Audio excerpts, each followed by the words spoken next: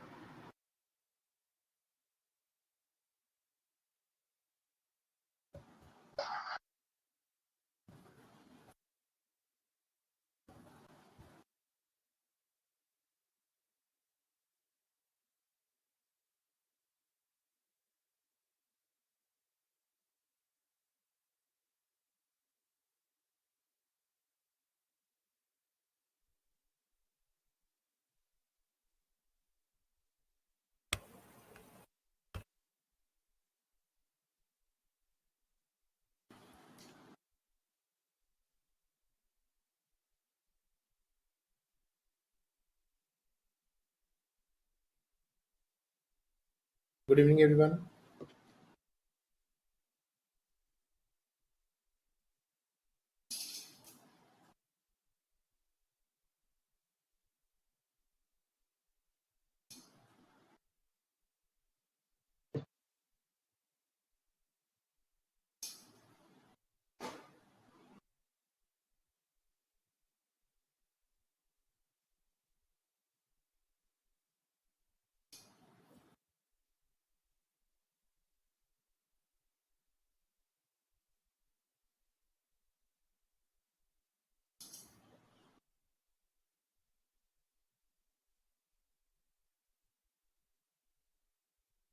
Last class में हम लोग motion of a charge particle in electric field as well as magnetic field ये देख रहे थे। और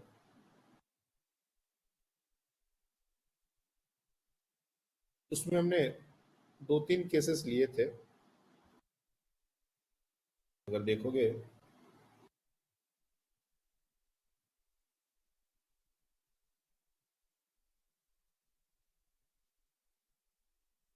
तो एक केस था हमारा कि ई और बी पैरेलल हो और वेलोसिटी भी पैरेलल हो जाए। तो ये सबसे सिंपल केस है।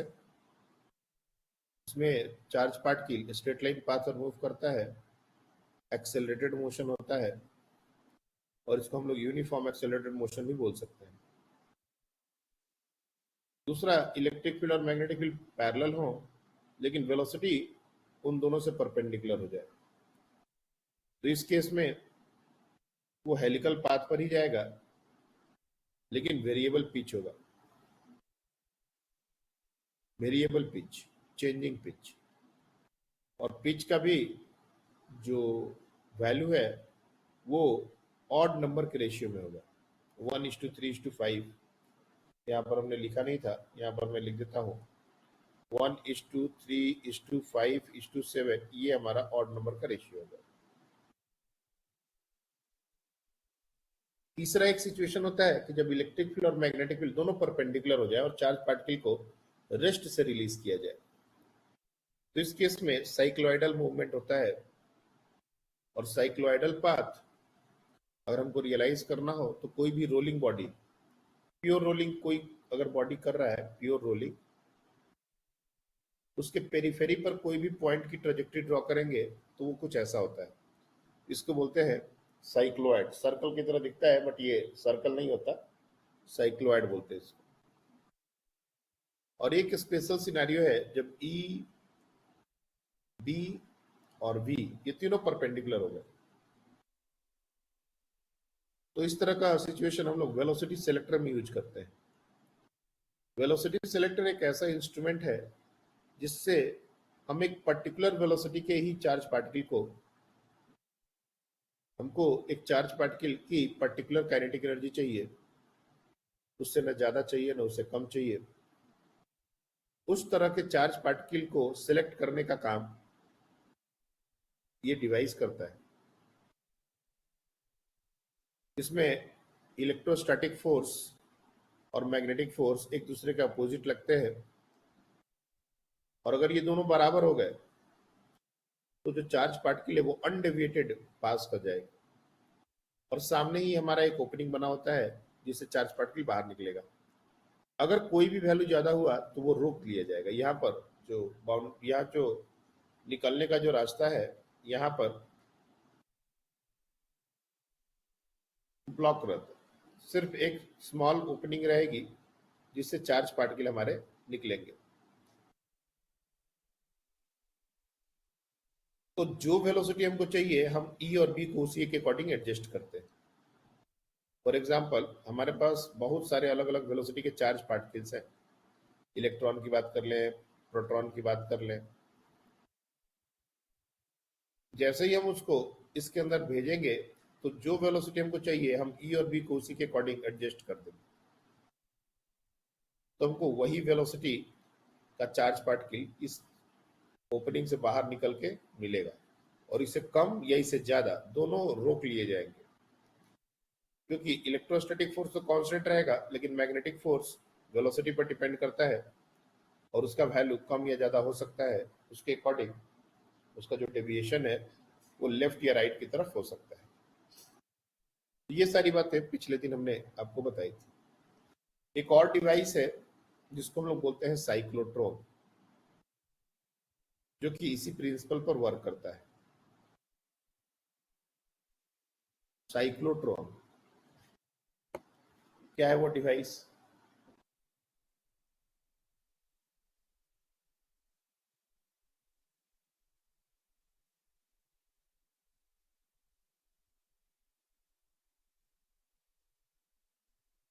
ये भी एक डिवाइस है, a device used for generating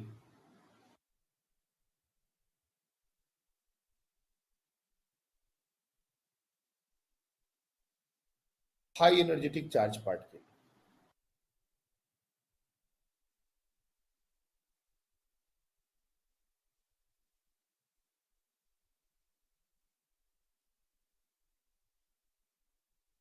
जैसे अल्फा पार्टिकल को वुड फॉइल पर बम्बार्ड कराने के लिए हमको उसकी काइनेटिक एनर्जी को 5.5 मेगा इलेक्ट्रॉन वोल्ट के आसपास करना पड़ता है और तब हम अल्फा पार्टिकल को बम्बार्ड कराते हैं रदरफोर्ड एक्सपेरिमेंट के लिए।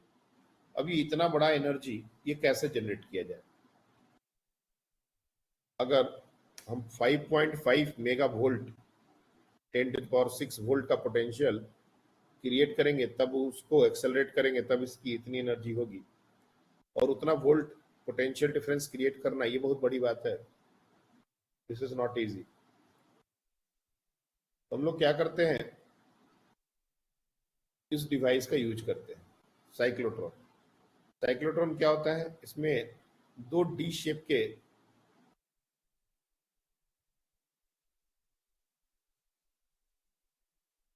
इसको हम लोग बोलते हैं डीज।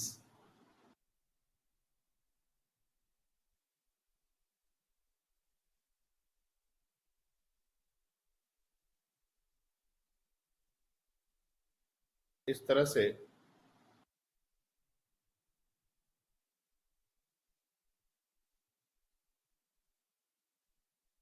ये डीज होते हैं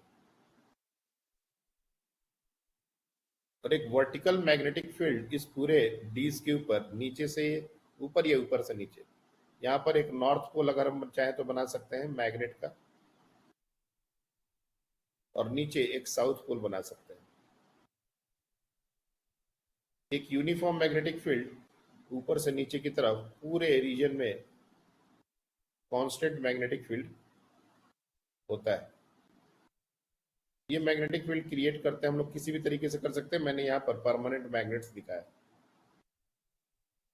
अगर इस पूरी चीज को ऊपर से देखा जाए, suppose if you see from here, तो ये डी जो है वो बिल्कुल सर्कल जैसा दिखेगा। उसको हम लोग कुछ ऐसा बना सकते हैं।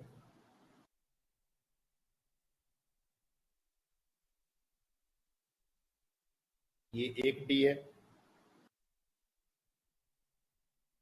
इसको डी इसलिए बोला जाता है कि इसको शेप जो है उसका डी शेप का होता है। और ये दूसरा डी है, और इसका ये सेंटर है, और इसको बोलते हैं गैप। और यहाँ पर एक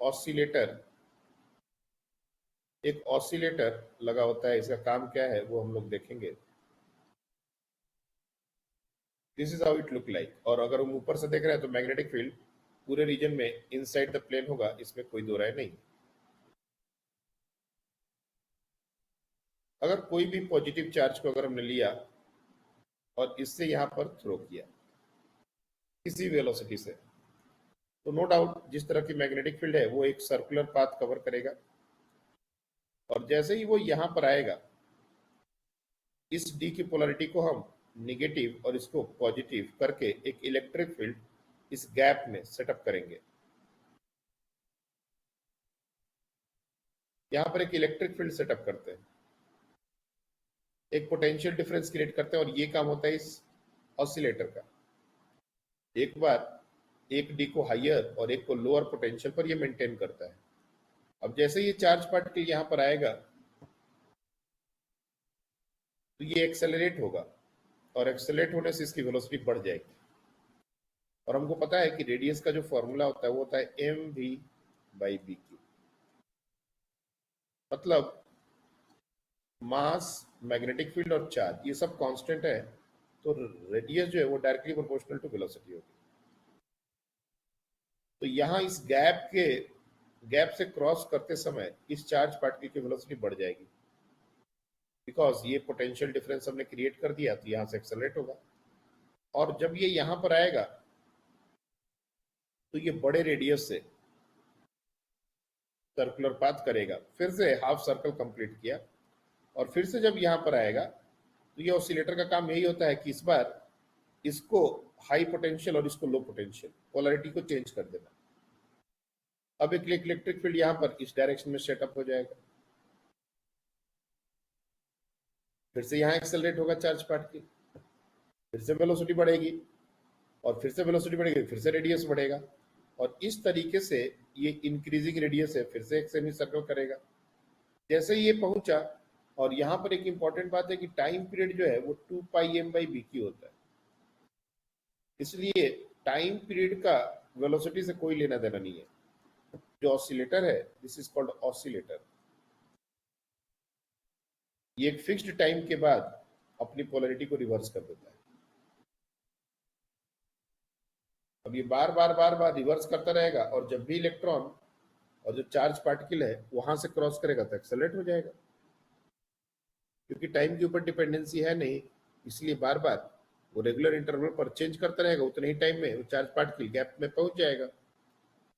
और हर बार जब वो चार्ज पार्टिकल उस पोटेंशियल डिफरेंस से एक्सेलरेट होगा तो उसकी काइनेटिक एनर्जी बढ़ती जाएगी, धीरे धीरे धीरे धीरे इसका रेडियस भी बढ़ता जाएगा, और इसका पाथ बड़ा होने लगेगा। फिर से यहाँ पर, फिर ऐसे ऐसे करते करते करते यहाँ पर एक ओपनिंग बना दी जाती है कि जब चार्ज पार्टिकल की एक पर्टिकुलर वेलोसिटी हो जाए तो वो उस रेडियस को रीच कर जाएगा जहां पर ओपनिंग बनाई गई है, R0। यहाँ पर एक ओपनिंग बना दी गई है, ये घूमता घूमता यहाँ से बाहर निकाल दिया जाएगा इसको। और कब होगा? So R0 is equal to mv0/bq।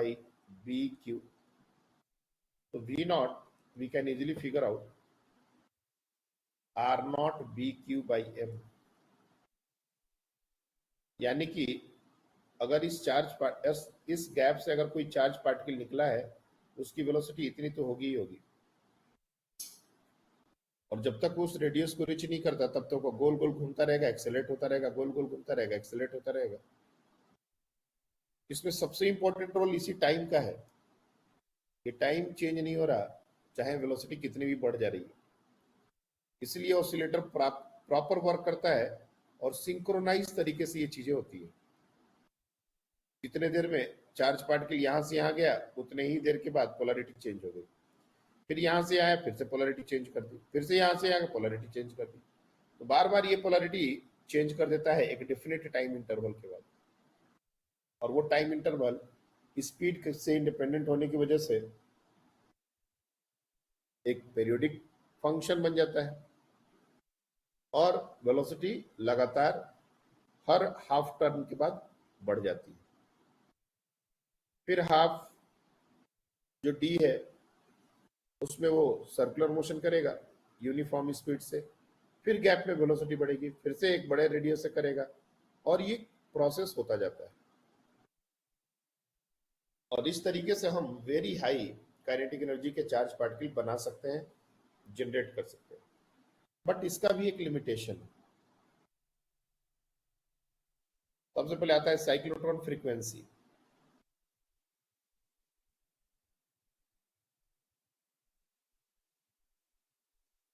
Cyclotron frequency यही हमारा होता है 1 बाई टाइम पीरियड। ये हमारा हो जाएगा B Q divide by 2 pi M. ये ऑसिलेटर की फ्रीक्वेंसी भी यही होती है, प्लस से माइनस, माइनस से प्लस, ये पूरा एक साइकिल माना जाता है। वन कंप्लीट रोटेशन मतलब one complete cycle of oscillator. Oscillator का भी टाइम पीरियड यही है, इसलिए ऑसिलेटर की भी फ्रीक्वेंसी यही है और साइक्लोट्रॉन की भी फ्रीक्वेंसी यही है। तो ऐसे देखा जाए तो हर चीज सिंक्रोनाइज्ड है, तो कितने भी समय तक चार्ज पार्टिकल मूव करता रहे उसकी वेलोसिटी तो बढ़ती बढ़ती जानी है हर बार। तो इस तरह से तो बहुत ज्यादा वेलोसिटी आ जाएगा, लाइट की स्पीड को भी क्रॉस कर सकता है। लेकिन प्रॉब्लम तब स्टार्ट होती है जब वेलोसिटी एक लिमिट से ज्यादा बढ़ने लगे। तब जो मास हमने जो एज्यूम किया है कि कांस्टेंट होता है, वो मास कांस्टेंट नहीं होता। इसका लिमिटेशंस भी है, कुछ ऐसा नहीं है कि हम लोग कुछ भी वेलोसिटी निकाल सकते हैं इससे। लिमिटेशन, if speed increases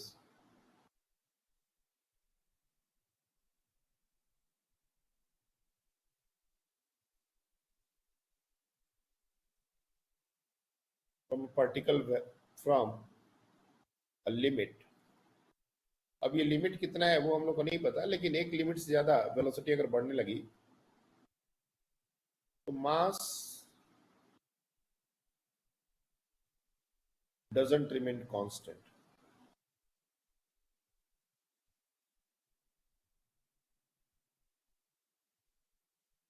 क्योंकि तब हम रिलेटिविस्टिक मैकेनिक्स यूज करेंगे। चार्ज पार्टिकल की वेलोसिटी अगर लाइट की स्पीड के कंपेरेबल हो जाती है, तब मास के लिए मास का जो फॉर्मूला है that is the rest mass divide by under root over 1 minus V square by C square, ये काम आने लगेगा। मतलब mass is not going to be constant, और मास कायदे से बढ़ गया है क्योंकि v बढ़ रहा है, तो V square by C square का वैल्यू बढ़ रहा है, और 1 माइनस अगर हमने किया तो ये वैल्यू छोटा हो जाएगा डिनोमिनेटर, और डिनोमिनेटर अगर छोटा हुआ तो पूरा का पूरा मास बढ़ेगा। मतलब कि रियली हम देख सकते हैं कि वेलोसिटी अगर बढ़ेगी मास बढ़ेगा, और अगर मास बढ़ गया तो टाइम पीरियड मास के ऊपर डिपेंड करता है, टाइम पीरियड बढ़ जाएगा।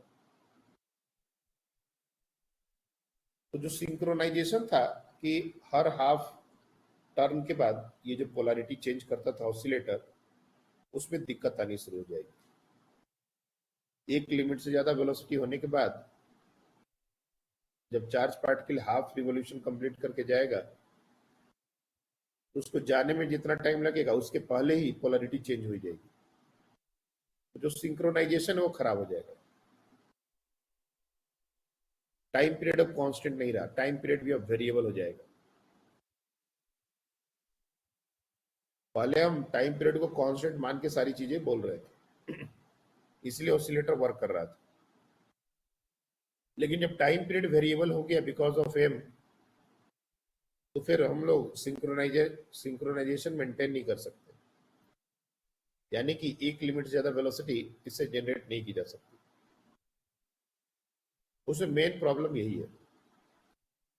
इस प्रॉब्लम को दूर करने के लिए एक और डिवाइस यूज किया जाता है जिसको बोला जाता है बार्बिट्रॉन। तो बोलो।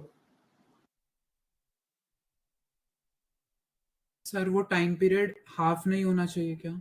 मतलब उसको आधा रिवॉल्यूशन के बाद फ्रीक्वेंसी चेंज करनी पड़ रही ना? नहीं, ये एक कंफ्यूजन होता है बहुत सारे बच्चों को। वन कंप्लीट साइकिल में सिर्फ पॉजिटिव हाफ और नेगेटिव हाफ अलग अलग नहीं होते। वन कंप्लीट साइकिल मीन्स उसके बाद अपना जो पहला वाला केस है उसको रिपीट करें। तो पहला वाला केस क्या है? पहला वाला केस ये है कि इसको प्लस और इसको माइनस, कोई भी एक सिचुएशन को लो, इसको प्लस और इसको माइनस करना। दोबारा इसको प्लस और माइनस कितने देर के बाद करेगा ये काउंट करना है, ना कि ये हाफ टर्म में गया तो इसको माइनस और इसको प्लस कर दिया तो ये सेकंड साइकिल हो गया। This is not second cycle, this is the remaining part of the cycle. दोबारा प्लस और माइनस कर रहा है सिमिलर तरीके से, ये कंप्लीट टाइम पीरियड का बात होगा। आई बात समझ में क्या बोलना चाह रहे हैं? हाँ सर। साइन फंक्शन में सिर्फ ये नहीं होता, साइन फंक्शन ये लेंगे तब जाके वो कंप्लीट टाइम पीरियड की बात आएगी। अगर हम सिर्फ ये काउंट करेंगे तो ये कंप्लीट साइकिल थोड़े ना है, जब फिर अपने आप को रिपीट करेंगे यहां तक कंप्लीट टाइम पीरियड होता है। तो बहुत बार बच्चों को ये कंफ्यूजन होता है कि सर टाइम पीरियड हाफ हो जाना चाहिए, फ्रीक्वेंसी डबल हो जानी चाहिए। बिल्कुल नहीं।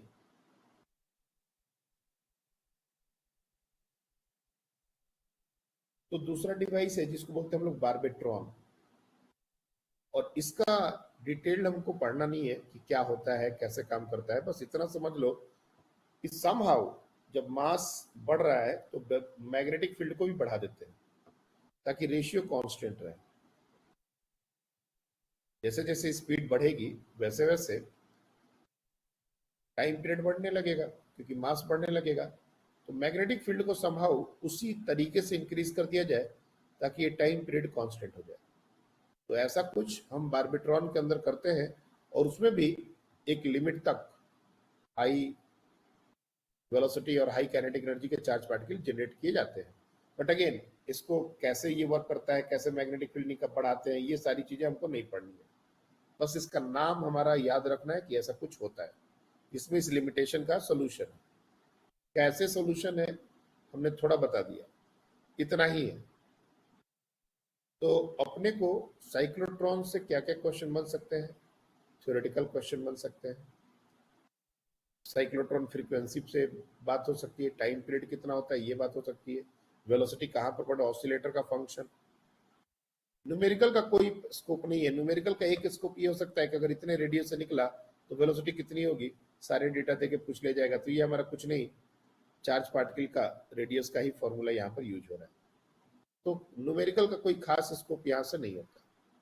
ये कॉन्सेप्ट है, एक डिवाइस है जिसका वर्किंग टोटली इस बात पर डिपेंड करता है कि time period is independent of speed, और उसी से ये डिवाइस वर्क करता है। और इसका मेन रोल क्या है? तो इसका मेन रोल है high energetic charge particle generate करना। और ज्यादातर हम इसमें पॉजिटिव चार्ज को यूज करते हैं, इलेक्ट्रॉन को नहीं यूज करेंगे क्योंकि इलेक्ट्रॉन का मास और छोटा होता है, उससे वेरिएशंस और ज्यादा जल्दी आएंगे। जैसे ये जो m है, अगर प्रोटॉन के मास को देखें तो m प्रोटॉन का मास रिलेटिवली इलेक्ट्रॉन से बहुत ज्यादा होता है, तो इसका वेरिएशन हम थोड़ा बाद में काउंट करेंगे। लेकिन इलेक्ट्रॉन का मास बहुत छोटा होता है, उससे वेरिएशन बहुत पहले आने की बात है। इसलिए इलेक्ट्रॉन जनरली हम लोग नहीं यूज करके पॉजिटिव चार्ज पार्टिकल को ही यूज करते हैं।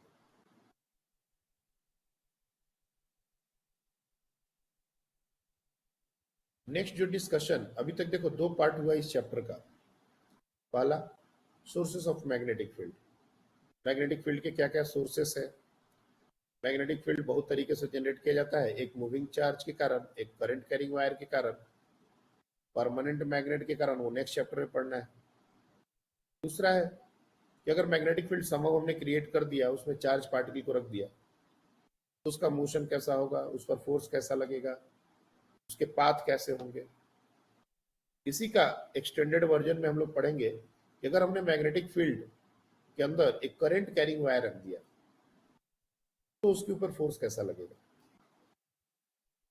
तो ये इसी मोशन ऑफ चार्ज पार्टिकल और इसका जो मैग्नेटिक फोर्स का एक्सप्रेशन है, इसी का एक्सटेंडेड वर्जन है। और यही हमारा लास्ट पार्ट है इस चैप्टर का। इसी में हम गैल्वेनोमीटर के अंदर का वर्किंग भी पढ़ेंगे। क्यों गैल्वेनोमीटर ऐसा वर्क करता है? तो magnetic force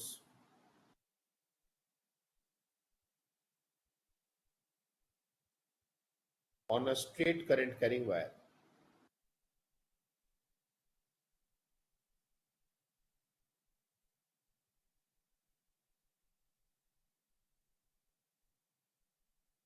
placed in magnetic field.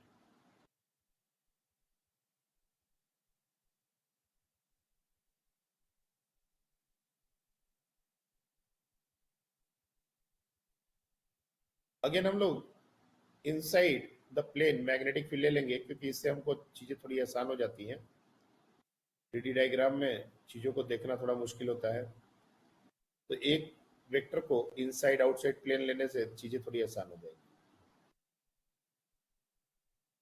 इस तरह का एक रीजन है जिसमें इनसाइड मैग्नेटिक फील्ड है and that magnetic field is constant, let's say be not, और एक current carrying wire that is a piece of wire.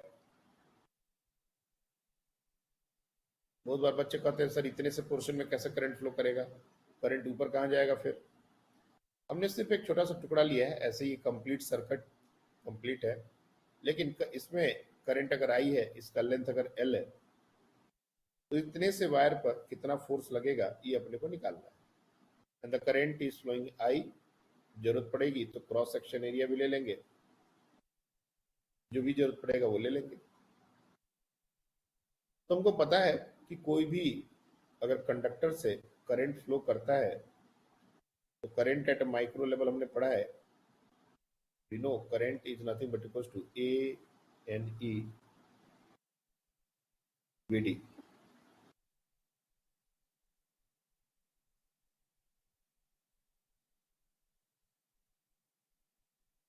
A N E V D, इसकी जरूरत पड़ेगी। कैसे? क्योंकि जब करंट फ्लो कर रहा है और हम इसमें इलेक्ट्रॉन एक्चुअली फ्लो करता है कंडक्टर के अंदर, the actual movement is of electron. दो बातें हैं, या तो हम इलेक्ट्रॉन को लेके चीजों को समझे, या फिर सीधे सीधे मान लें कि जिस डायरेक्शन में करंट फ्लो कर रहा है उसी डायरेक्शन में पॉजिटिव चार्ज फ्लो कर रहा है। Just a minute.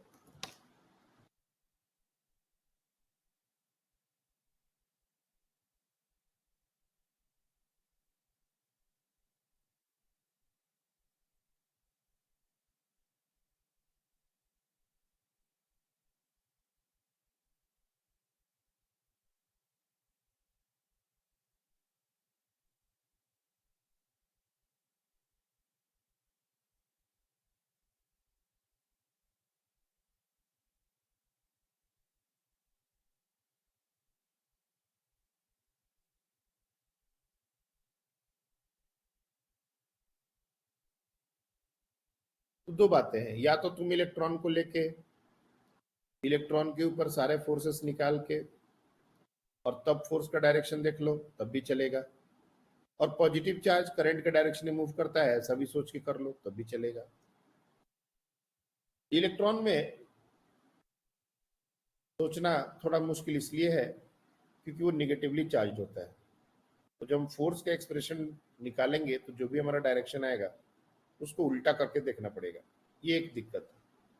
जैसे मान लो यहाँ पर एक इलेक्ट्रॉन है और ये करंट का डायरेक्शन है, तो नो डाउट इलेक्ट्रॉन इफेक्टिवली इस डायरेक्शन में वीडी स्पीड से मूव कर रहा है, इसमें तो कोई डाउट नहीं है। और इस इलेक्ट्रॉन के ऊपर अगर हम पूछें कि एक इलेक्ट्रॉन मूविंग चार्ज है और मैग्नेटिक फील्ड के अंदर प्लेस्ड है, तो इसके ऊपर एक फोर्स तो लगेगा, और फोर्स हमारा क्यू वी क्रॉस भी लगता है। तो सबसे पहले तो वी क्रॉस बी का डायरेक्शन क्या होगा? वी क्रॉस बी, वी हमारा नीचे की तरफ है और बी इनसाइड द प्लेन है। तो can anyone tell me what is the direction of V cross B? V cross B का डायरेक्शन क्या होगा? मतलब बेसिकली वीडी क्रॉस बी का डायरेक्शन क्या होगा?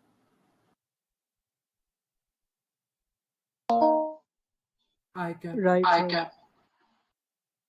तो इलेक्ट्रॉन पर जो फोर्स का डायरेक्शन होगा अगर v क्रॉस b का डायरेक्शन पूछे तो वो टुवर्ड्स राइट हो जाएगा, नो डाउट अबाउट इट।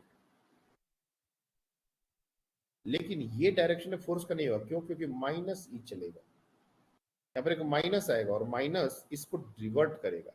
ये चीज बहुत बार बच्चे गलत करते हैं, बार बार एग्जाम में इलेक्ट्रॉन ही दे देता है और सारे बच्चे इसका डायरेक्शन बहुत अच्छे से निकालेंगे, लेकिन ये भूल जाएंगे कि ये इलेक्ट्रॉन है।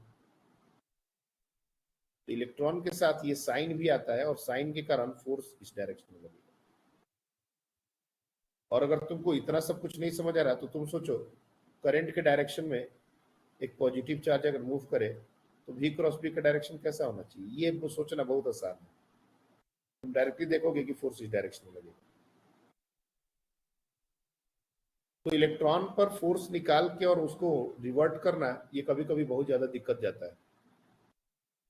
इसीलिए रिकमेंडेड ये होता है कि हम पॉजिटिव चार्ज को ही सोच के सारा डायरेक्शन निकालें,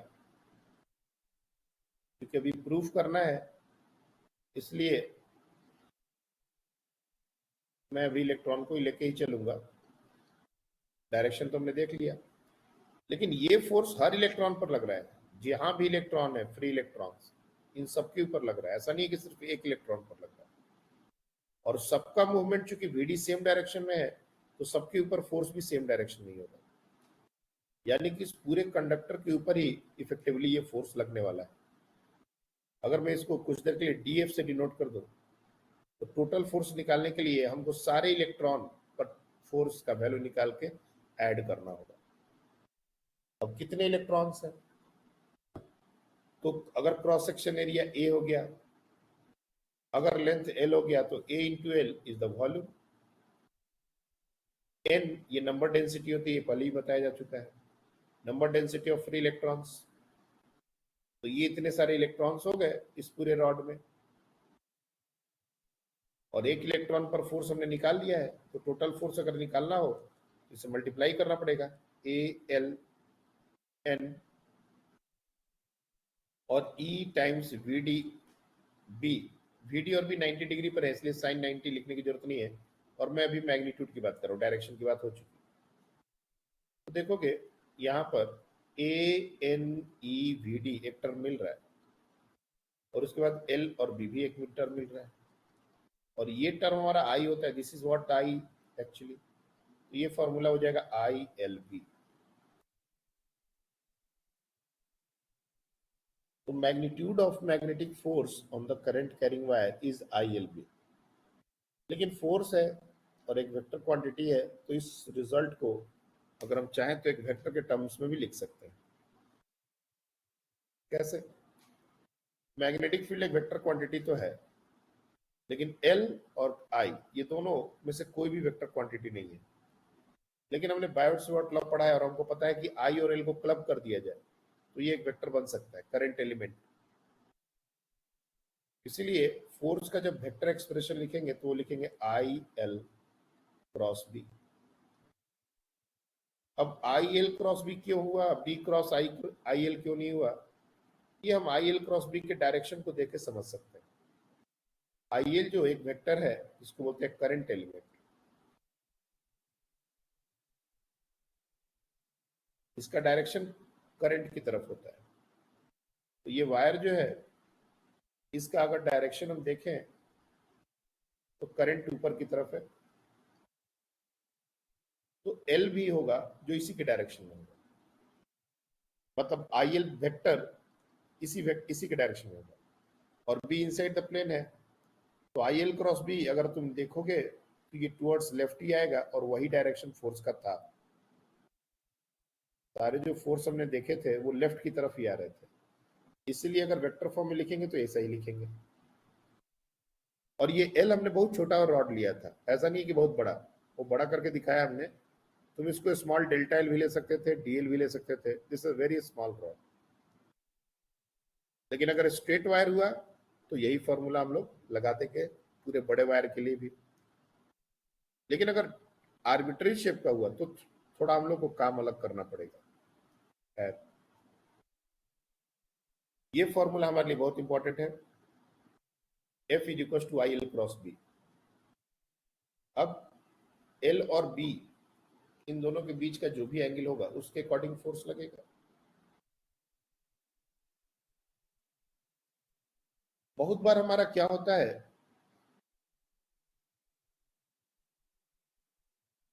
कि जो एल है, नहीं इसमें तो कोई दिक्कत नहीं है, आई एल क्रॉस बी हर केस में हम फोर्स का एक्सप्रेशन निकाल सकते हैं।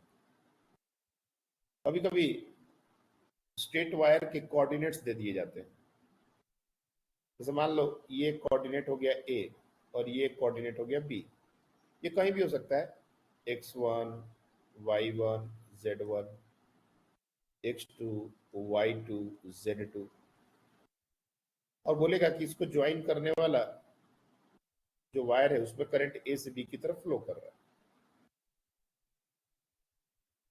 और इस रीजन में जो मैग्नेटिक फील्ड है ये भी समथिंग आई जे के ऐसा दिया हुआ है,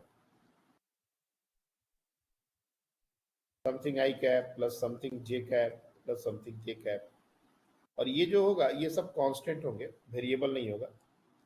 वेरिएबल होगा तो क्या करना होगा वो भी बताएंगे, लेकिन मोस्टली इस तरह के क्वेश्चन कांस्टेंट से ही पूछे जाते हैं। 2i plus 3j minus 4k ऐसा कुछ हो सकता है, और वायर को डायरेक्टली ना देके ऐसा बता दिया कि दो पॉइंट्स कोऑर्डिनेट्स, तो फॉर्मूला तो हमको यही लगाना है, F is equal to I L cross B. B तो गिवन है, लेकिन एल क्या लेंगे, तो एल हम लोग पोजीशन वेक्टर के कॉन्सेप्ट से ए बी का वेक्टर निकालेंगे। ए बी वेक्टर क्या हो जाएगा, तो ए बी वेक्टर हमारा हो जाएगा x2 minus x1 I cap, y2 minus y1 J cap, z2 minus z1 A cap, और इस पूरे ए बी को अगर आई से करंट के वैल्यू से मल्टीप्लाई कर दिया गया तो ये करंट एलिमेंट हो जाएगा। जो ये टर्म है this is nothing but equal to I A B, और उसके बाद बी वेक्टर तो हमारा आई जे के टर्म्स में है, तो दोनों को क्रॉस कर ही सकते हैं, कोई दिक्कत ही नहीं। हमारा जो फोर्स है वो आई जे के टर्म्स में आ जाएगा, कोई दिक्कत नहीं है, वेक्टर है आई जे के टर्म्स में आया तो कोई दिक्कत नहीं। तो स्ट्रेट वायर पर अगर डायरेक्ट हमको डायग्राम देके फोर्स का एक्सप्रेशन पूछा जाए तब तो कोई दिक्कत ही नहीं। और दूसरा, अगर दो पॉइंट्स देके अगर हमसे फोर्स पूछे जाए तब भी हम आसानी से निकाल सकते हैं, बस हमको उसका जो लेंथ वेक्टर है वो निकालना पड़ेगा in the direction of current. Current कहाँ से कहाँ जा रहा है ये बहुत इंपॉर्टेंट है, हमको ए बी वेक्टर निकालना है या बी ए वेक्टर निकालना है, एक माइनस का फर्क आएगा और माइनस के कारण डायरेक्शन रिवर्स होने की बात आएगी। तो ये जरूर पता होना चाहिए कि ए और बी उसके एंड पॉइंट्स हैं, तो करंट ए से बी जा रहा है या बी से ए जा रहा है, क्योंकि डायरेक्शन ऑफ करंट अगर चेंज होगा तो फोर्स का डायरेक्शन रिवर्स हो जाएगा। अगर यही वायर है इसमें सिर्फ करंट को हम ऊपर से नीचे कर दें तो फोर्स का वैल्यू चेंज नहीं होगा, लेकिन डायरेक्शन टुवर्ड्स राइट हो जाएगा। तो इसलिए करंट का डायरेक्शन भी हमारे लिए बहुत इंपॉर्टेंट है, क्योंकि जो आई एल वेक्टर बनेगा वो उसी के अकॉर्डिंग बनेगा। क्या यहां तक बात समझ आ रही है?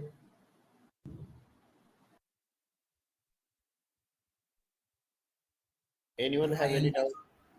आईएल की जो वैल्यू आएंगी उसको भी वेक्टर के साथ में वेक्टर प्रोडक्ट करना है। अब आई जे के टर्म्स में करेंगे तो एफ हमारा something I cap something J cap something के कैप ऐसा आएगा। अब देख लेंगे कि हमारा आंसर ऐसा दिया है या मैग्नीट्यूड दिया है, क्योंकि अगर कुछ भी दिया है तो वेक्टर तो इतना हमको करने आता ही है, under root over this square कर देंगे। एंगल बताना है तो cos alpha cos beta cos gamma सब कुछ निकालने आता है, वेक्टर में तो ये सारी चीजें बताई गई हैं ऑलरेडी। डिपेंड करता है कि हमारा क्वेश्चन दिया कैसे है और उसमें आंसर ऑप्शंस कैसे दिए, क्योंकि वेक्टर फॉर्म में जो क्या आईएल वेक्टर को एक साथ लेकर फिर बी वेक्टर के साथ करना है ना, मतलब आई इंटू एल वेक्टर करके। आई तो कांस्टेंट होगा ना, 2 एम्पियर 3 एम्पियर 5 एम्पियर ये तो कांस्टेंट है, और एल एक वेक्टर है, इसमें कांस्टेंट से मल्टीप्लाई करना है, या तो तुम एल क्रॉस बी पहले कर दो उसके बाद आई मल्टीप्लाई कर दो, कोई दिक्कत नहीं है। I is a constant, I stands for the direction for L, ये हमने पहले काउंट कर लिया एल में। अब तुम एल क्रॉस बी करो, उसके बाद आई मल्टीप्लाई करो, क्या फर्क पड़ता है? या आई इंटू एल पहले कर दो, उसके बाद बी से क्रॉस करो, एक ही बात है, ये कोई फर्क नहीं हो रहा। I is a current value, 2 ampere, 4 ampere, 1 ampere, ये वैल्यू है। और L को हमको I के डायरेक्शन में ही लेना है, बस इतना ध्यान रखना है। आई बात समझ में?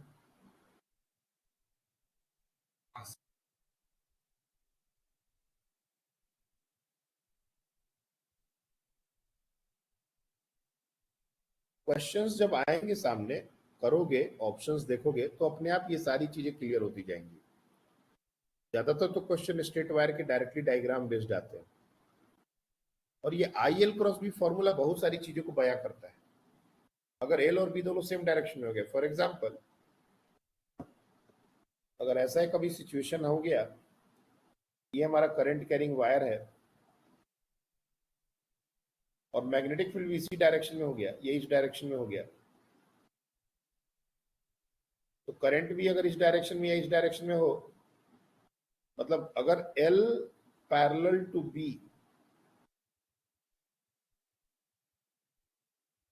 या एंटी पैरेलल टू B, अगर इस तरह का सिचुएशन हो गया तो फोर्स हमारा 0 हो जाएगा। और हर बार ILB फॉर्मूला नहीं होगा, ILB साइन थीटा होगा। जनरल फॉर्मूला फोर्स का वो हो जाएगा ILB साइन ऑफ थीटा। लेकिन 99 क्या 100% केसेस में ये थीटा तुम लोग के लिए 90 डिग्री ही देंगे। मैग्नेटिक फील्ड और करंट के बीच का एंगल मोस्टली 90 डिग्री होगा, इसलिए साइन 90 का वैल्यू 1 होता है, तो ILB डायरेक्टली लगाना कोई बुराई नहीं है। यहाँ पर हमने जितने भी केसेस डिस्कस किए, सब में ये चीज हमने एज्यूम किया। और अगर IJK के टर्म्स में दिया गया है, तब तो एंगल के बारे में सोचने की जरूरत ही नहीं है, वो तो क्रॉस जैसे करना होता है। तो ये भी पार्ट कोई बहुत ज्यादा मुश्किल नहीं है, बहुत सिंपल सा पार्ट है। अब मान लेते हैं कि अगर हमारा स्ट्रेट वायर ना होके कुछ आर्बिट्ररी शेप का वायर हो, लाइक दिस, या सेमी सर्कुलर वायर हो, या एक ट्रायंगुलर शेप का वायर हो ऐसा, और करंट हमको ऐसे फ्लो कर रहा है,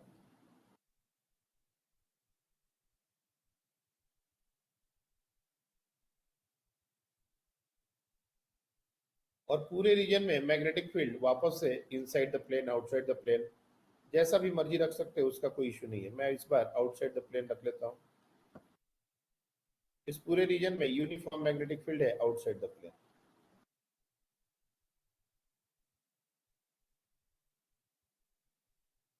अब इस सिचुएशन में हम लोग नेट फोर्स ऑन वायर कितना होगा ये कैसे निकालेंगे? तो कायदे से देखा जाए तो हम लोग छोटा छोटा एलिमेंट तोड़ना पड़ेगा। ये छोटे छोटे जो रॉड बनेंगे, छोटे छोटे वायर बनेंगे, इनके ऊपर force IL cross B formula लेगा और सबको वेक्टोरियली ऐड करना पड़ेगा। तो जितने भी छोटे छोटे DF वाले वेक्टर्स हैं, अगर सबको ऐड करोगे तो ये पॉलीगन की तरह ऐड होते जाएंगे। जैसे पॉलीगन लॉ में हम लोग ऐसे ऐसे ऐसे ऐसे ये जो ऐड करते हैं, ये बिल्कुल इसी तरह से ऐड होते जाएंगे। और जो रिजल्टेंट होता है वो इनिशियल के टेल से फाइनल के टिप को ज्वाइन करने वाला वेक्टर होता है, यही होता है रिजल्टेंट सबका। तो ऐसा ही सिनेरियो यहाँ पर भी होगा। जब हम इंडिविजुअली सबका वेक्टर सम करेंगे निकाल के ये जितने भी एलिमेंट्स हैं, तो हमारा फाइनली जो आएगा वो इनिशियल के टेल से फाइनल के टिप को ज्वाइन करने वाला जो वेक्टर होगा,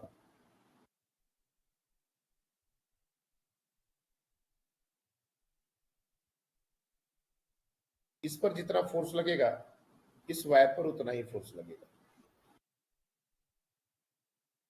हाँ बोलिए।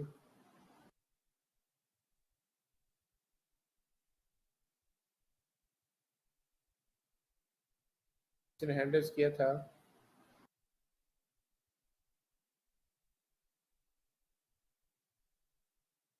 ये छोटा छोटा जो पार्ट है DL लेंथ का, इस पर IL क्रॉस B DF निकलेगा, फिर उसके बाद वाले पर DF निकलेगा, और ये सारे डीएफ को अगर वेक्टोरियली ऐड करेंगे, पॉलीगन लॉ की तरह ये ऐड होंगे और फाइनली ये कुछ ऐसा ही डायग्राम बनाएंगे।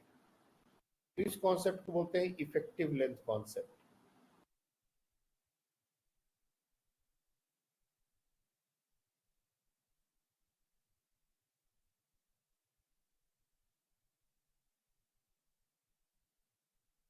और ये कॉन्सेप्ट कहता है कि कभी भी कोई आर्बिट्ररी शेप का अगर वायर, करंट कैरिंग वायर अगर मैग्नेटिक फील्ड में प्लेस कर दिया जाए तो हम उसको उसके एंड से ज्वाइन करता हुआ एक स्ट्रेट वायर से रिप्लेस कर सकते हैं। अब जैसे ये जो आर्बिट्ररी शेप का वायर है, इसको हटा के सिर्फ ये वायर में लगा के, और वो पहले वाले में करंट अगर जैसे इसको मान लिया ए, इसको मान लिया बी, अगर करंट ए टू बी जा रहा है तो इस वायर में भी ए टू बी ही करंट जाना होगा, सेम करंट को इससे पास करा देंगे। अब जैसे यहाँ पर ये मान लो पी है, ये क्यू है, तो ये जो सेमी सर्कुलर वायर है या कोई भी शेप का वायर है, इस वायर के बदले हम सिर्फ एक वायर लगाएंगे डायरेक्टली पी से क्यू जाते हुए, क्योंकि पहले वाले में करंट पी से क्यू जा रहा था, तो जो हम इफेक्टिव लेंथ वाले वायर में भी करंट को पी से क्यू ही भेजेंगे। मान लो ये आर है और ये एस है, तो करंट यहाँ यहाँ ऐसे जा रहा है, इफेक्टिवली हम एक लाइन, एक वायर बनाएंगे आर टू एस, और उसी में डायरेक्शन में सेम करंट पास करा देंगे जो कि उस शेप में फ्लो कर रहा है। अब इस पर जितना फोर्स लगेगा उतना ही इस वी शेप वाले वायर में भी लगेगा। सेमी सर्कुलर वायर में जितना फोर्स लगेगा वो इस वायर में लगेगा। ये आर्बिट्ररी शेप के वायर में जितना फोर्स लगेगा ये स्ट्रेट वायर पर उतना ही फोर्स लगेगा।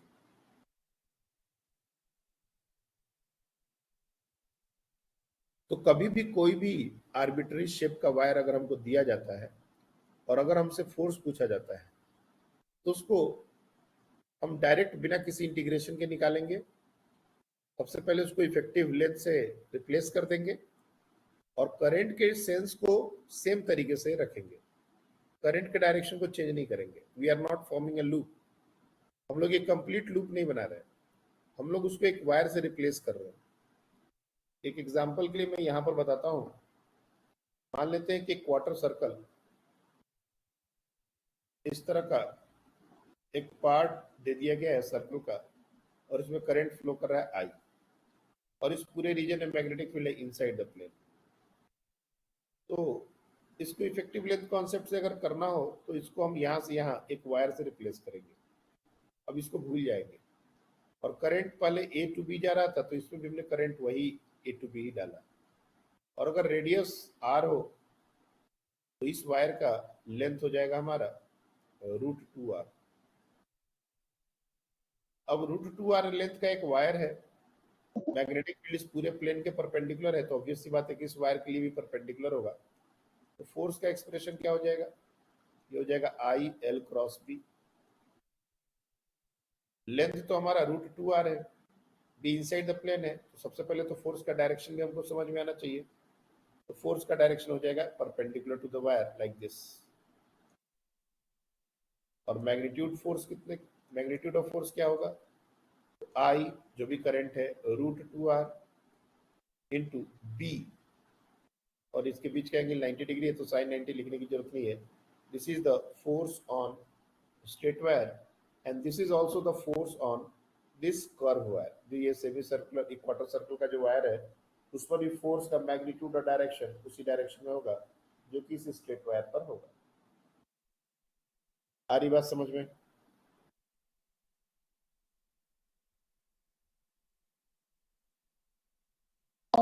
हाँ सर। अगर मान लो इफेक्टिव लेंथ कॉन्सेप्ट ही कोई बच्चा लगा रहा है, सपोज करो, और कोई आर्बिट्ररी शेप का वायर ऐसा दे दिया जाए कि जिसका स्टार्टिंग पॉइंट और एंड पॉइंट ज्वाइन हो जाए, हो सकता है ऐसा? स्टार्टिंग पॉइंट और एंड पॉइंट को हमने ज्वाइन कर दिया, लूप बना दिया। इस तरह का जो भी सिनेरियो आएगा वो एक लूप होगा, करंट कैरिंग लूप।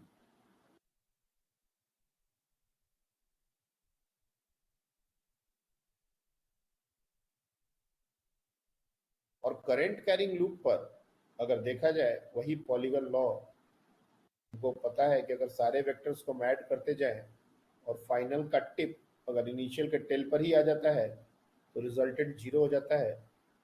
तो इस करंट कैरिंग लूप पर भी फोर्स हमारा हो जाएगा 0।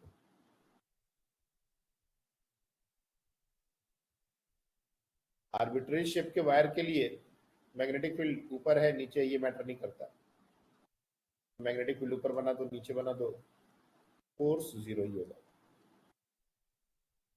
और ये बात यूनिफॉर्म मैग्नेटिक फील्ड के लिए बोली जा रही है, this is for uniform magnetic field.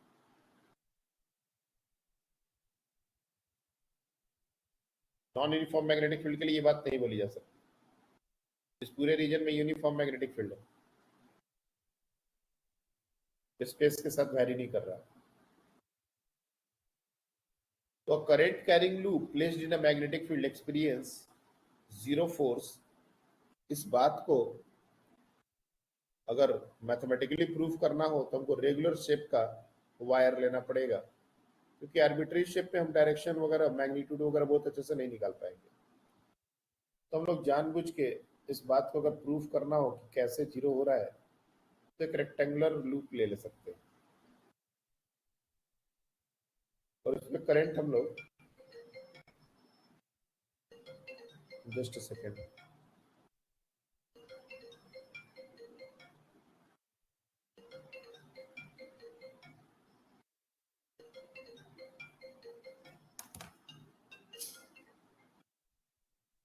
Hello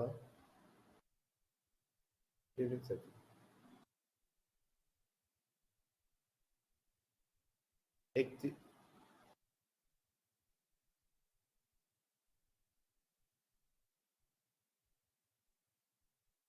8 बजे से नहीं सर, वो बहुत ज़्यादा जल्दी हो जाएगा, मेरे को बीच में भी घर आने का नहीं हो पाता है।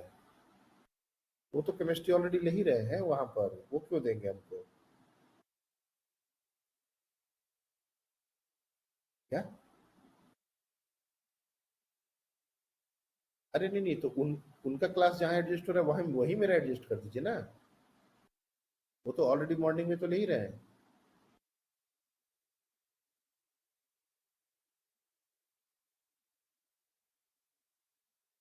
हाँ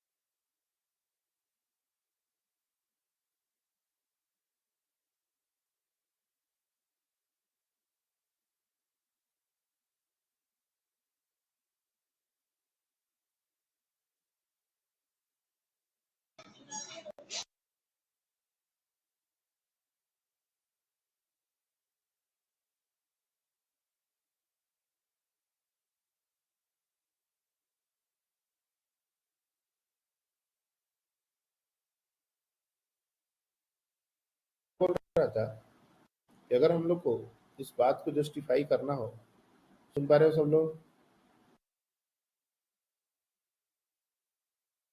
हाँ वही सर।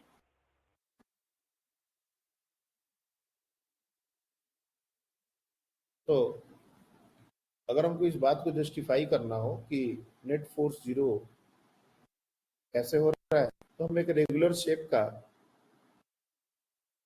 कोई भी एक लूप बना लेंगे और उसमें करंट फ्लो करा देंगे। Let's say this is current I, और इस पूरे रीजन में मैग्नेटिक फील्ड यूनिफॉर्म है। ये नेसेसरी कंडीशन है, इसको इग्नोर नहीं करना है। इस पूरे रीजन में मैग्नेटिक फील्ड लेट से इनसाइड द प्लेन है, आउटसाइड द प्लेन भी ले सकते हैं, कोई बुराई नहीं है। अब पार्ट बाई पार्ट, ये चार अलग अलग वायर हैं, तो इन चारों पर फोर्स का मैग्नीट्यूड और डायरेक्शन अलग अलग होएगा। मैं इस वायर को ए बी कहता हूं एल, और इस वायर का लेंथ ले लेता हूं B, length into width. Force on A B अगर हम निकालें, ये सारे केस 90 डिग्री के हैं, इसमें कोई दिक्कत वाली बात नहीं है।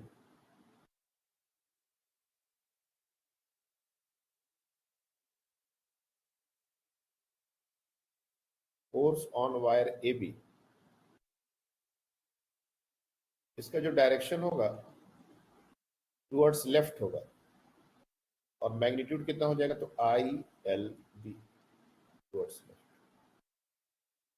फोर्स ऑन बी सी, तो ये अगर तुम देखोगे तो ये ऊपर की तरफ होगा ऐसा, और ये हो जाएगा आई बी बी। उसी तरह से अगर एफ सी डी निकालना हो, करंट का डायरेक्शन उल्टा हो रहा है तो फोर्स का डायरेक्शन भी उल्टा हो जाना चाहिए, तो फोर्स हमारा टुवर्ड्स राइट हो जाएगा। तब में आई एल क्रॉस बी देख के तुम चेक कर सकते हो, कोई बड़ी बात नहीं है। और एफ डी ए, इसका फोर्स नीचे की तरफ, और ये भी हो जाएगा आई बी बी। तो हम देखेंगे कि ये फोर्स को कैंसिल आउट कर रहा है, और ये फोर्स को कैंसिल आउट कर रहा है, तो ये कैंसिल आउट होकर नेट फोर्स 0 ही कर देंगे। तो भले ही आर्बिट्ररी शेप में इस बात को प्रूफ करना थोड़ा मुश्किल हो, लेकिन एक रेगुलर शेप का हम डायरेक्ट वैल्यूज निकाल के, डायरेक्शन निकाल के इस बात को चेक कर सकते हैं कि फोर्स हमारा 0 लगे। अगर इस वायर को हम यहां से, ये जो हमने व्यू बनाया है,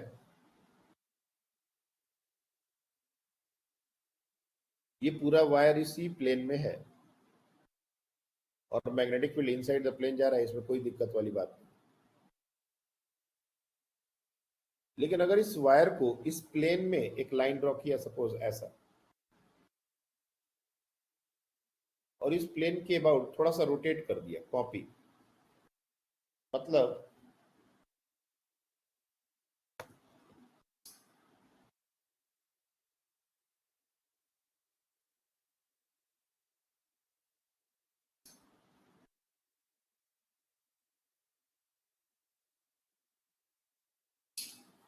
पहले ये जो लूप था वो बिल्कुल ऐसा था, इस पर चारों डायरेक्शन में फोर्स निकाल दिया, मैग्नेटिक फील्ड ऊपर से नीचे जा रहा है। अब हम क्या बोल रहे हैं कि इसको ऐसे रोटेट करना है, थोड़ा सा ऐसा टिल्ट करना है, थोड़ा सा, बिल्कुल ऐसा हॉरिजॉन्टल नहीं रखना, थोड़ा सा ऐसा टिल्ट कर देना है। करने के बाद अब यही चारों फोर्सेस में क्या कोई फर्क आएगा, पहले तो ये सोचना है। कोई भी फोर्स का मैग्नीट्यूड चेंज होगा, डायरेक्शन चेंज होगा,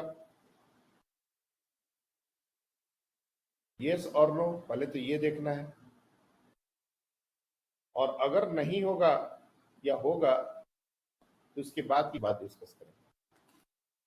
इस बात को अगर हम डायग्राम से ड्रॉ करें, ये थोड़ा 3D डायग्राम बनाना पड़ेगा अपने को। मैं यहां पर थोड़ा कोशिश करता हूं, और सबसे इंपॉर्टेंट बात है कि एक ही डायग्राम पर बनना चाहिए। दो अलग अलग डायग्राम बनाएंगे तो बहुत अच्छे से ये फील नहीं आएगा। इसलिए ओरिजिनल पोजीशन भी बना रहा हूं, और इसको रोटेट करने के बाद कैसा होगा वैसा ही बना रहा हूं। ये इसका ओरिजिनल पोजीशन है, और इस कॉइल को, इस लूप को हमने इस लाइन के अबाउट थोड़ा सा रोटेट कर दिया, ऐसा ऐसा ऐसा थोड़ा सा रोटेट कर दिया। तो अब ये जो दिखेगा वो कैसा दिखेगा, कुछ ऐसा।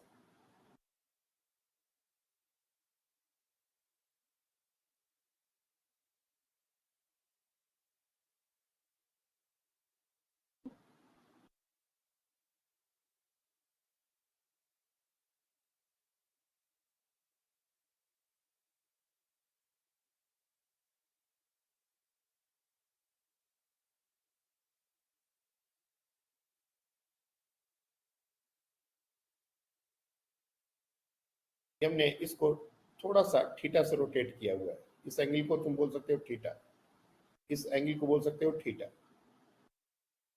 समझ आ रही है बात? और मैग्नेटिक फील्ड अभी भी इनसाइड द प्लेन ही है। मैग्नेटिक फील्ड इस पूरे रीजन में अभी भी इनसाइड द प्लेन ही है।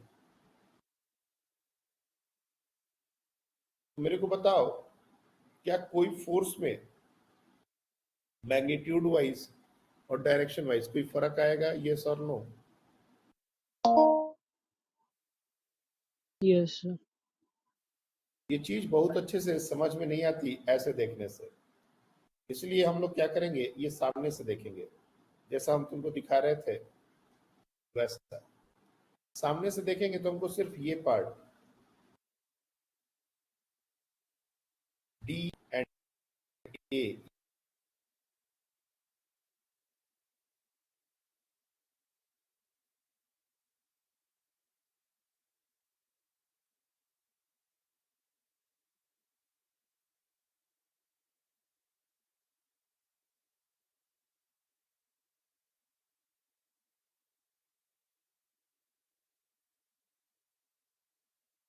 और जब हमने इसको थोड़ा सा रोटेट कर दिया तो सिचुएशन कुछ ऐसी हो गई।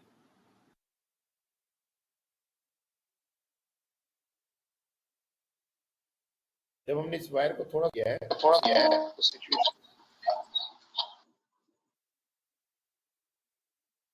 Situation is something like this. अभी भी करंट यहां से अंदर जा रहा है, यहां से बाहर आ रहा है, और ये जो दिख रहा है वायर, इसमें करंट ऐसा फ्लो कर रहा है, जो कि ऐसे फ्लो कर रहा था।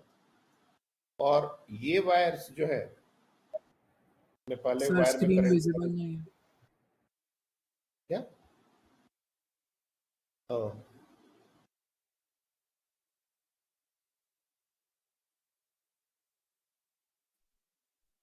ये कैसे हुआ, कब हुआ? अब अभी डिस्कनेक्ट हो गया था।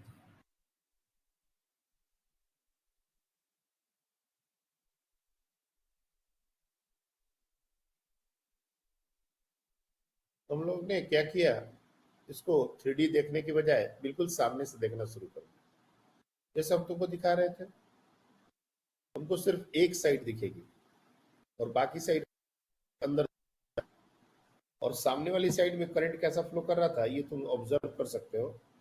ये जो पहला वाला जो हमने बनाया था डी से ए की तरफ, डी से ए की तरफ करंट हमने भेजा है, और ए से करंट अंदर की तरफ जाएगा, घुसेगा ए से, और डी से बाहर निकलेगा, और जो पूरा का पूरा प्लेन है वो बिल्कुल ऐसा हो गया, ऐसा, और रोटेट किया तो ऐसा हो गया। मतलब इफ यू कैन सी,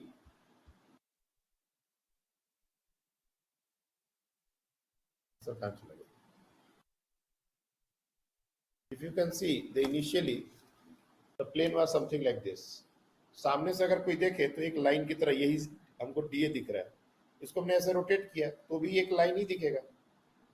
अगर हम थोड़ा सा ऐसे करके देखें तो हमको ये पूरा प्लेन दिखेगा, लेकिन अगर हम इसको सामने से एकदम देखें तो ये तो एक लाइन ही जैसे दिखेगी ना, रोटेट करेंगे तो भी लाइन दिखेगा। तो इसीलिए हम लोग वही डायग्राम बनाते हैं जो हमारे लिए थोड़ा सा हेल्पफुल हो।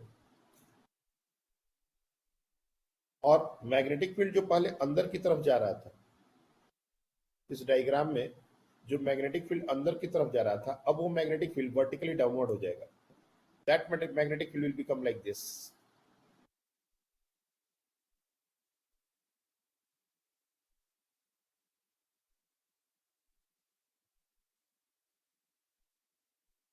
ये चार मैग्नेटिक फील्ड बनाने का कोई मतलब नहीं है, कोई एक मैग्नेटिक फील्ड बना देंगे तब भी चलेगा काम, क्योंकि इस पूरे रीजन में मैग्नेटिक फील्ड है, बस इतना समझ में आना चाहिए।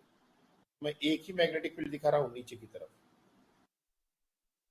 पहले तो इस डायग्राम में रियलाइज करना यही एक बहुत बड़ी बात है। और पहले के फोर्सेस कैसे लग रहे थे तो मैं ये डायग्राम में दिखा देता हूं।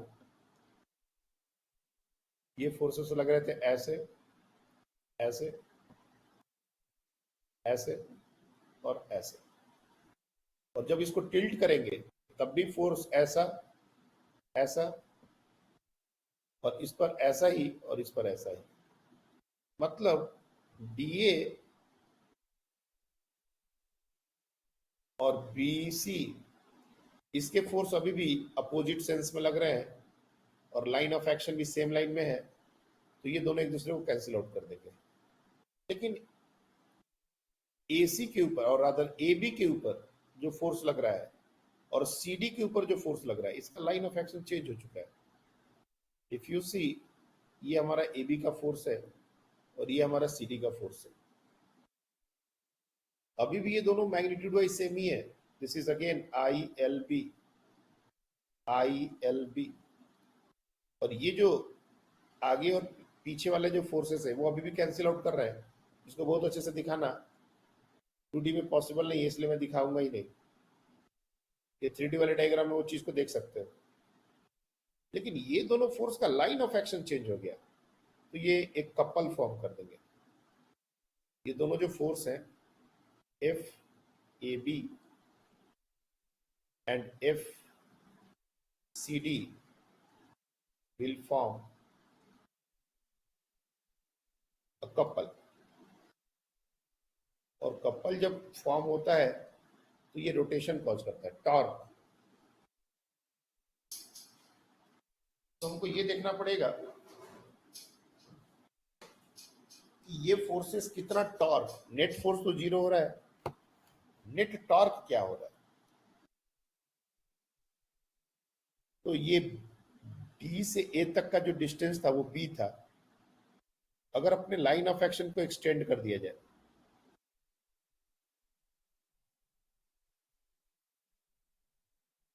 Moment arm,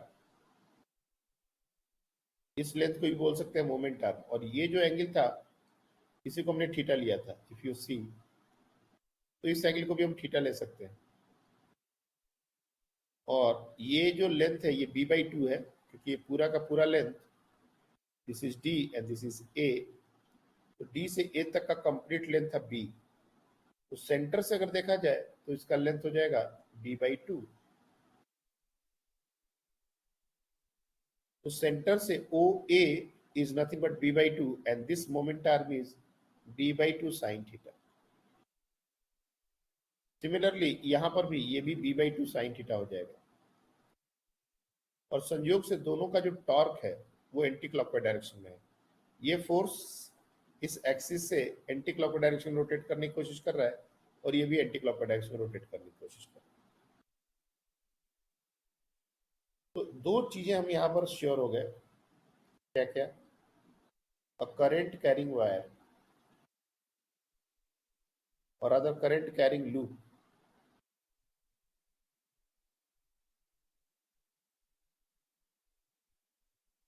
placed in a uniform magnetic field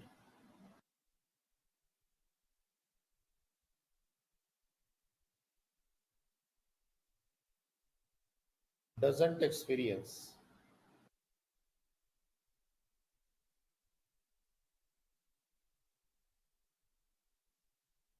any force, but it may experience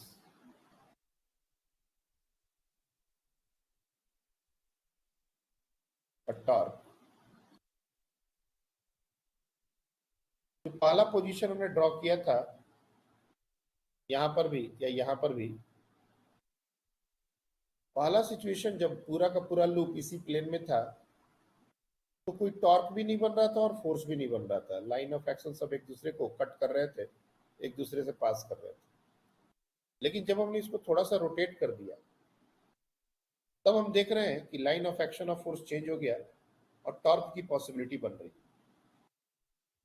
तो जब भी कोई मैग्नेटिक फील्ड में करंट कैरिंग लूप को प्लेस किया जाएगा तो उसके ऊपर टॉर्क लग सकता है,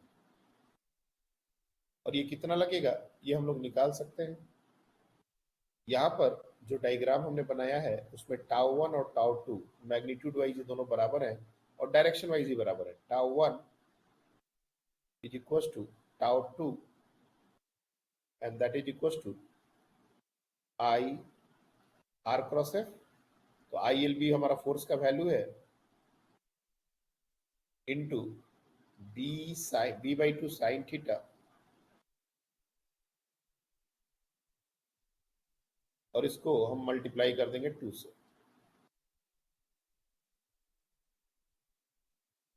तो फोर्स इंटू परपेंडिकुलर डिस्टेंस और मोमेंट आर्म, और ये दोनों का सेम डायरेक्शन में है, और ये हमारा हो रहा है एंटी क्लॉकवाइज। तो ये 2 से 2 कैंसिल आउट होगा, और यहाँ पर हमारा जो एक्सप्रेशन होगा वो दिखेगा I L B B sine theta. अब इस एल और बी को एक साथ लिखो, तो ये हो जाएगा I L B into B sine theta. L into B ये जो टर्म है ना, क्या है ये, what is this term? L into B ये जो टर्म है ये क्या टर्म है? एरिया। तो ये है एरिया। अगर देखा जाए तो ये एरिया है। तो हम इस पूरे टर्म को एरिया ऑफ द लूप,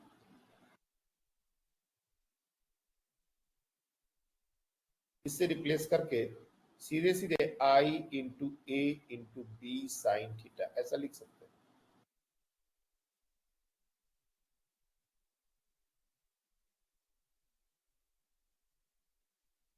अब वापस से बात आती है कि चूंकि हम टॉर्क निकाल रहे हैं और टॉर्क एक वेक्टर क्वांटिटी है, नो डाउट इसका डायरेक्शन हमको पता है एंटी क्लॉकवाइज।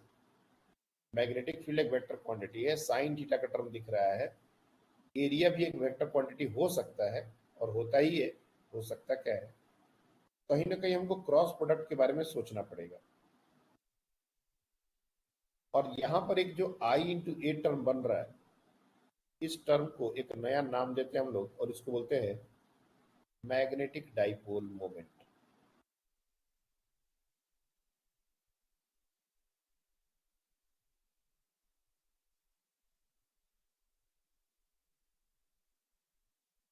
इसका क्या सिग्निफिकेंस है, क्या मतलब है? इलेक्ट्रिक डाइपोल मोमेंट हमने पढ़ा है, उससे हम काफी हद तक इसको रिलेट कर सकते हैं। लेकिन सबसे पहले आई इंटू ए को हमने एम बोला, तो एम एक वेक्टर क्वांटिटी है। डाइपोल मोमेंट हमेशा एक वेक्टर क्वांटिटी हुआ है, चाहे वो इलेक्ट्रिक हो या मैग्नेटिक हो। बात आ रही है कि आई और ए का डायरेक्शन ये कैसे डिसाइड करेंगे। तो कोई भी एक लूप हो, कैसा भी लूप हो, सर्कुलर भी हो सकता है। हमने थोड़ा सा 3D डायग्राम बनाने का कोशिश किया यहाँ पर। सपोज ये हमारा एक सर्कुलर लूप है,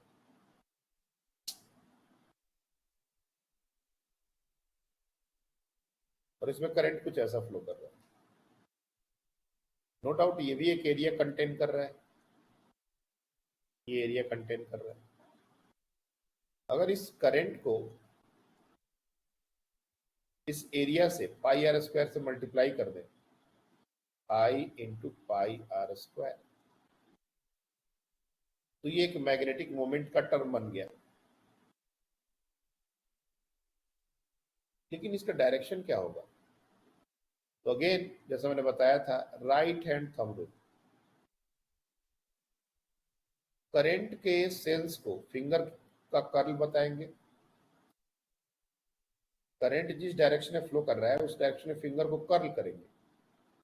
जो थंब होगा वो हमको इस मैग्नेटिक मोमेंट का डायरेक्शन देगा। यहां पर ये डायरेक्शन ऊपर की तरफ होगा। या यूं कह लो कि जिस डायरेक्शन में इस करंट कैरिंग वायर के कारण मैग्नेटिक फील्ड होना चाहिए, मैग्नेटिक मोमेंट उसी डायरेक्शन में होगा। बहुत ही सिंपल तरीके से इस बात को समझ सकते हैं। एक करंट कैरिंग लूप के सेंटर पर मैग्नेटिक फील्ड का डायरेक्शन निकालना कोई बड़ी बात नहीं है, राइट हैंड थंब रूल से हम लोग निकालते हैं। तो जो डायरेक्शन होगा वही उस मैग्नेटिक मोमेंट का भी डायरेक्शन होगा। जैसे यहाँ का जो डायग्राम है,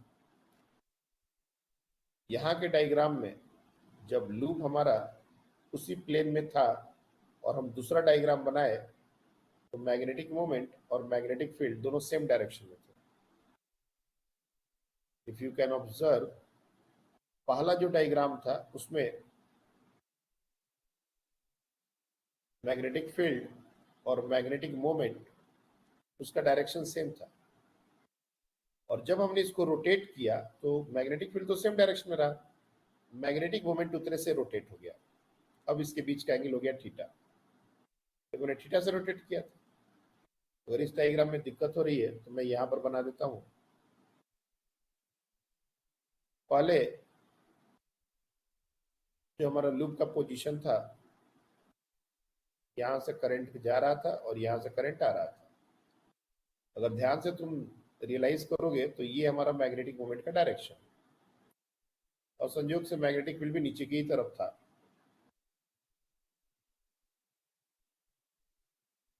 जब हमने वायर को थोड़ा सा और कॉइल को थोड़ा सा रोटेशन दिया लाइक दिस, तो मैग्नेटिक फील्ड तो ऐसा ही रहेगा, लेकिन मैग्नेटिक मोमेंट रोटेट कर जाएगा लाइक दिस, और जितने से रोटेट करेंगे उतने से ये भी रोटेट हो जाएगा। यानी कि ये अगर थीटा है तो ये भी थीटा है। मतलब इतना तो श्योर है कि एम और बी के बीच का एंगल थीटा है। और यहां पर जो हमारा एक्सप्रेशन आया है आई ए बी साइन थीटा, इसको अगर हम चाहें तो एम बी साइन थीटा ऐसा लिख सकते हैं। लेकिन जैसा मैंने कहा, मैग्नेटिक मोमेंट भी वेक्टर, बी भी वेक्टर, साइन थीटा आ रहा है, कहीं ना कहीं हमको ये क्रॉस प्रोडक्ट की तरफ इशारा कर रहा है। और टॉर्क कैसा डेवलप हुआ था? Anti clockwise. तो एम क्रॉस बी करने से एंटी क्लॉकवाइज आएगा या बी क्रॉस एम करने से एंटी क्लॉकवाइज आएगा? तो तुम बहुत आसानी से इस बात को रियलाइज कर सकते हो कि एम क्रॉस बी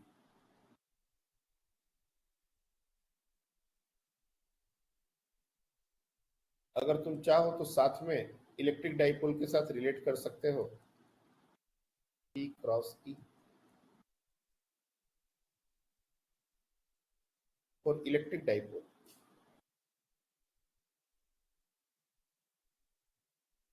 और ये होता है फॉर मैग्नेटिक डाइपोल।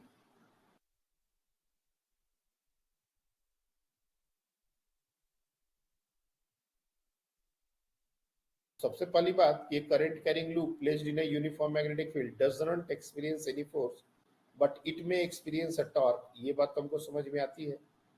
और जो दूसरी बात हमको समझनी है और जो कि बहुत इंपॉर्टेंट है, ये करंट कैरिंग लूप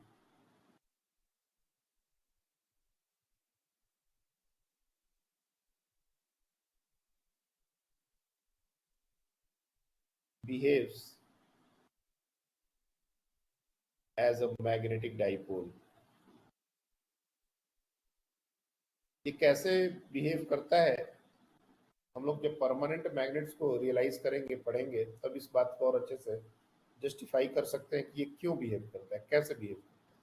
लेकिन एक current carrying loop magnetic dipole की तरह बिहेव करता है, और इसी का जो डाइपोल मोमेंट होता है उसको बोलते हैं मैग्नेटिक डाइपोल मोमेंट, और इसका जो मैग्नीट्यूड होता है वो आई इंटू एरिया। अगर सिंगल टर्न है तो, और अगर n टर्न्स है तो नंबर ऑफ टर्न से मल्टीप्लाई भी करना पड़ेगा। आ रही बात समझ में?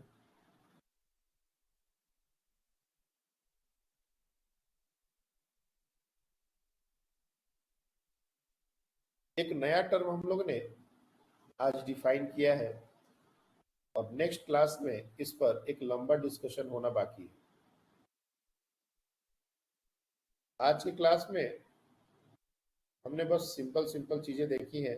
एक तो साइक्लोट्रॉन का वर्किंग, और एक स्ट्रेट करंट कैरिंग वायर पर मैग्नेटिक फील्ड में रखने पर फोर्स कितना होगा, उसका expression I L cross B arbitrary shape का हो गया, तब इफेक्टिव लेंथ कॉन्सेप्ट।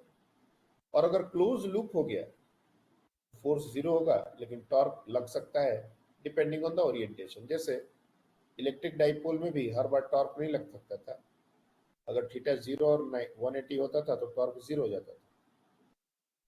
उसी तरह से यहां पर भी टॉर्क 0 भी हो सकता है, यहां पर भी एक्सप्रेशन बिल्कुल सिमिलर है। लेकिन ये बात कि करंट कैरिंग लूप एक मैग्नेटिक डाइपोल की तरह बिहेव करता है, ये बहुत बड़ी बात है, बहुत बड़ी बात है। और इसका मैग्नेटिक मोमेंट को इस तरीके से हम डिफाइन करेंगे, ये हमको समझ में आएगा। और करंट इनटू एरिया, ये एक सिंगल टर्म के लिए। अगर हमारे पास n टर्न्स हो गए तो n से भी मल्टीप्लाई करना जरूरी है। अब इस पर क्वेश्चन बहुत सारे अलग अलग बनाए जा सकते हैं।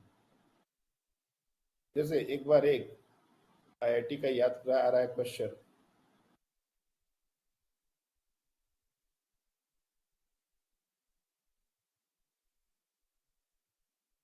पीवाई क्यूज में ये क्वेश्चन बहुत बार तुम लोगों ने देखा होगा। डिफिकल्ट क्वेश्चन नहीं है। इस तरह से एक लूप बना दिया गया है और बेसिकली ये जो पार्ट है ये एक square, this is nothing but a square, और इसका साइड लेंथ हमको में भी दे दिया जा सकता है a। तो इसका मैग्नेटिक डाइपोल मोमेंट का वैल्यू क्या होगा? तो सबसे पहले मैग्नेटिक डाइपोल मोमेंट का डायरेक्शन अगर पूछा जाए तो जैसा मैंने कहा था, एक लूप के कारण सेंटर पर जो मैग्नेटिक फील्ड का डायरेक्शन होगा वही मैग्नेटिक मोमेंट का डायरेक्शन होगा, तो ज्यादा दिमाग लगाने की जरूरत नहीं है। करंट के डायरेक्शन में फिंगर को कर्ल कर दो, थंब का जो डायरेक्शन होगा वही मैग्नेटिक मोमेंट का डायरेक्शन होगा और वही मैग्नेटिक फील्ड का भी direction. So in this situation, current is in anti-clockwise fashion. If you rotate the finger, the magnetic field will be coming out of the plane. तो magnetic moment coming out of the plane हो जाएगा, का direction coming out of the plane हो जाएगा। Value कितना होगा एक साथ पूरा लिखा जाए। देख रहे हैं हम लोग यहाँ पर एरिया की बात है और एरिया में 4 सेमी सर्कल है, यानी कि 2 कंप्लीट सर्कल है और एक स्क्वायर है, यही तो है टोटल एरिया। और साइड लेंथ अगर ए है तो ए स्क्वायर, ये स्क्वायर का एरिया हो गया, और पाई a/2, क्योंकि डायमीटर हो गया ना ये, तो पाई a/2 का स्क्वायर, ये हो गया एक सर्कल का एरिया, हमको 2 सर्कल का चाहिए 2। This is the complete area into I, this is the magnetic moment and the direction is coming out of the plane. अब चाहो तो ए स्क्वायर को कॉमन निकाल लो, जो करना है कर लो।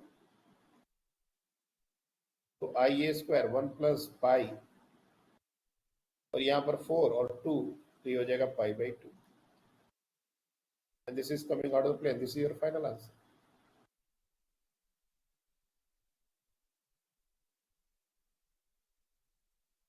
तो मैग्नेटिक मोमेंट किसी भी क्लोज लूप का कैसे निकालते हैं, ये हम बहुत आसानी से इसको निकाल सकते हैं। जो भी एरिया इनक्लोज्ड होगा उसको करंट से मल्टीप्लाई करना है, और उस लूप के कारण जिस डायरेक्शन में मैग्नेटिक फील्ड बनेगा, मैग्नेटिक मोमेंट का भी डायरेक्शन उसी डायरेक्शन में होगा। लेकिन सिर्फ यही तक बात सीमित नहीं रहती, मैग्नेटिक मोमेंट में और भी बहुत सारी बातें हैं जो हम लोग नेक्स्ट क्लास में करने वाले हैं। That's all for today.